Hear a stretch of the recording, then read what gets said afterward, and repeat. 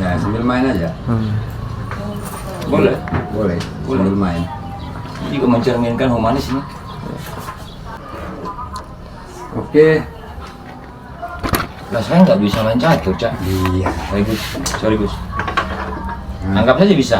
Anggap saja bisa lah. Sebagai bentuk humanisme. Ya, humanisme udah mati. Apa bang dasar humanisme itu mati itu? Ya karena humanisme itu kan dilahirkan daripada pemikiran yang dekade. Jelaskan itu apa? Manusia ini kan benar. Apakah manusia diturun ke bumi itu sudah benar? Kalau memang manusia itu sudah benar, maka dia tidak dibuang ke bumi. Jadi ceritanya kan jelas. Sayyidina Adam itu dibuang dari surga itu ke bumi. Nah, itu menurut sejarahnya. Jadi Adam adalah makhluk yang tidak diinginkan. Nomor kirim. Adam adalah makhluk yang tidak diinginkan. Jangan dia usah tinggal di dinaikkan bumi. di grup Oleh? tim Fitri itu ya, karena Oleh mereka warga bumi. bukan orang partai saya. Siapa warga oleh warga langit. Warga langit itu kan termasuk teman sejawatnya kan. Teman sejawatnya itu ya malaikat. Ya jin. Ya kan iblis itu kemudian bilang sama Tuhan waktu penciptaan Adam, ngapain kau taruh itu? Nah, aku tahu apa yang mau daripada penciptaan. Berarti Artinya dari pengusiran. humanisme itu salah dimulai dari sejak awal bang.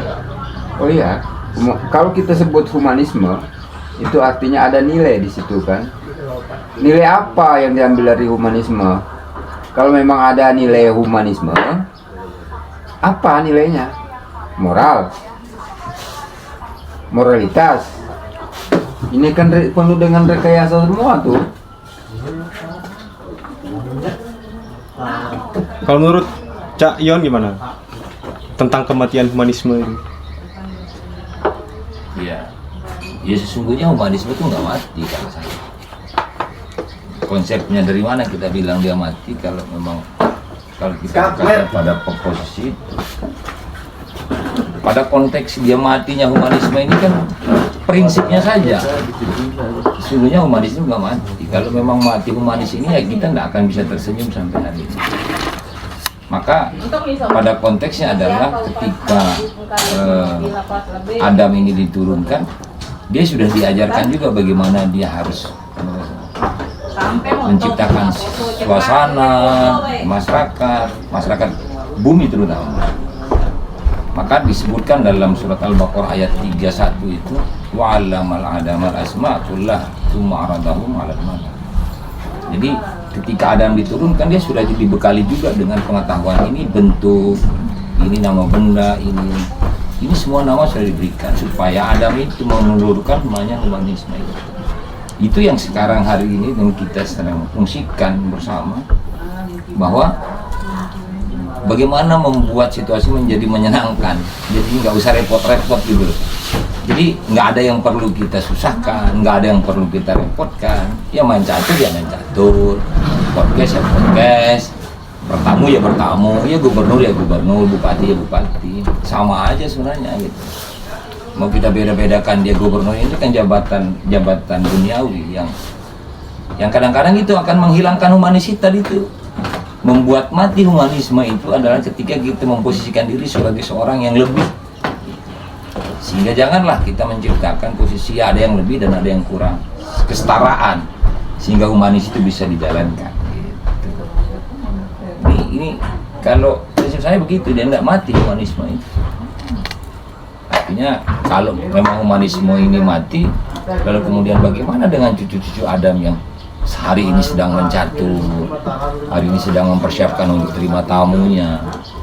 Karena tanpa humanis nggak akan bisa terjadi hari itu. Maka konteks utamanya adalah humanisme dulu yang kita bangun. Gitu. Jadi gitu ya Gus Am. Kalau saya panggil beliau ini adalah Gus Am. Jadi biarkan orang memanggilnya Gus Amru, kalau saya Gus Am. Karena lebih akrab aja yang memanggilnya Gus Am gitu. Ya, asik aja. Asik aja kalau ketika kita bahwa berbicara pandangan hukum. terhadap humanisme itu kan bermacam-macam. Ada yang nggak suka humanisme, ada yang menganggap bahwa humanisme itu adalah sesuatu yang bisa didapatkan oleh manusia. Itu puncak ya daripada peradaban manusia, itu adalah humanisme kan. Itu sah-sah saja. Tapi bagi yang menganggap bahwa humanisme itu tidak ada, maka sah saja juga. Humanisme itu kan tidak diwahyukan oleh Tuhan itu kan. Humanisme itu sesuatu yang didapatkan oleh manusia, oleh sekalian itu. Wah. Nah, menurut saya kan humanisme itu kan bukan semacam wahyu ilahi yang harus ditaati, karena bisa salah, bisa benar, kecuali kalau humanisme itu adalah ajaran kayak ajaran Nabi kan, sunat Nabi kan. Tetapi ini enggak, humanisme ini kan ditemukan oleh manusia itu sendiri. Tapi ketika itu ditemukan oleh manusia, maka sama saja dia dengan traktat tentang sesuatu yang pengetahuan, enggak syar'inya, enggak masuk di dalam syariat yang harus diyakini bahwa itu benar.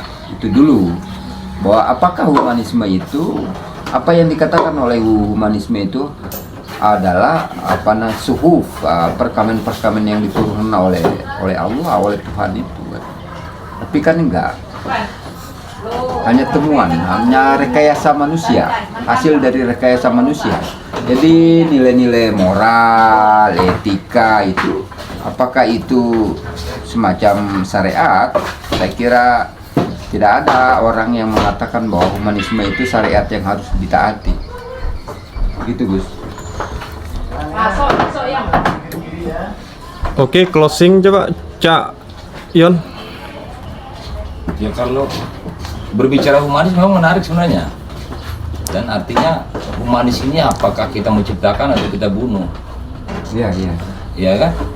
Menciptakan humanis atau membunuh humanis. Lalu kemudian di mana peran kita sebagai seorang penerus generasi Adam gitu. Generasi Adam yang pada konteksnya kita harus mengembangkan humanisme, tapi di sisi lain ada konteks yang akan membunuh humanis.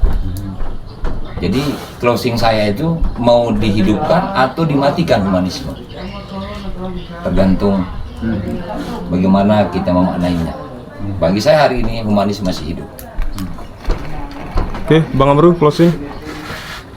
Kalau saya sih melihat apa yang dihasilkan oleh humanisme itu kan tidak ada. Kalau kita katakan apakah humanisme itu melahirkan etika moral yang apa adanya hari ini, etika moral yang tidak menghormati manusia, yang tidak memelihara anak yatim, kan jelas bahwa humanisme itu kan moral kayak agama jadinya, Menghargai kemanusiaan. kan itu kan Menghargai manusia. lebih tinggi agama kemudian oleh humanisme. Maka humanisme itu ketika ada agama, kemudian turun kitab kayak Injil, kayak Zabur, kayak Taurat itu, maka humanisme tertutupi. Nah, lebih-lebih ketika kita mendapatkan Al-Quran kepada ada tuntunan terakhir bagi Nabi terakhir. Apakah kita kemudian masih percaya tentang humanisme, yang humanisme itu merupakan ciri-ciri dari orang bermanusiawi? Saya kira enggak lah. Kita sadar bahwa kita punya Tuhan, kita punya Nabi. Sementara orang percaya kepada humanisme kan enggak percaya Nabi tuh. Bahkan ada yang nggak percaya sama Tuhan. Makanya aku bilang, lo ngapain juga humanisme ini harus ditegakkan kalau memang kita punya Quran, kita punya kitab, orang Kristen punya Injil. Kenapa harus percaya kepada humanisme yang dibuat-buat oleh manusia? Itu aja.